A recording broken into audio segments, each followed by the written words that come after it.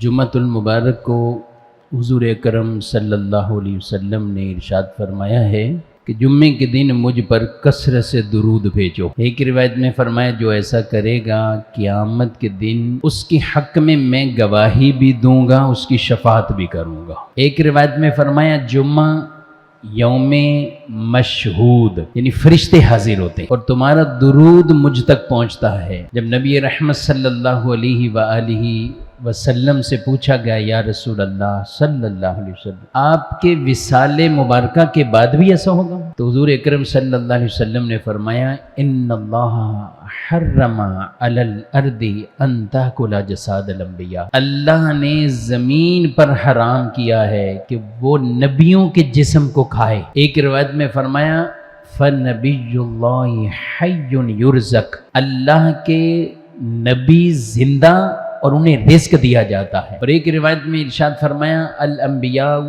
احیاء فی قبورہم یصلون، نبی اپنی قبروں میں زندہ ہوتے ہیں اور وہ نماز بھی پڑھتے ہیں۔ روایات اتنی جس میں حیات النبی کا عقیدہ بھی ہے۔ ہمارا یہ عقیدہ نہیں ہے کہ نبیوں کو موت کا سلسلہ نہیں ہونا، نہیں، وصال کریں گے۔ کل نفس ذائقۃ الموت، ہر ذی روح کو موت کا ذائقہ چکھنا ہے، لیکن موت کے بعد بھی تو اللہ تعالیٰ جو زندگی عطا فرمائے گا، اور وہ زندگی اتنی اعلیٰ زندگی ہوگی، اتنی اعلیٰ زندگی ہوگی۔ جب ایک اچھے عمل کرنے والے ایمان والے مومن کی زندگی جو مرنے کے بعد وہ اتنی اعلیٰ ہو، تو پھر ہم کبھی پڑھتے ہیں حافظ قرآن، کبھی عالم، کبھی ولی، اولیاء، ان کے درجے، تو میں کہتا ہوں وہ فضیلتیں شانیں تو خود امام الانبیاء نے بیان فرمائی ہیں۔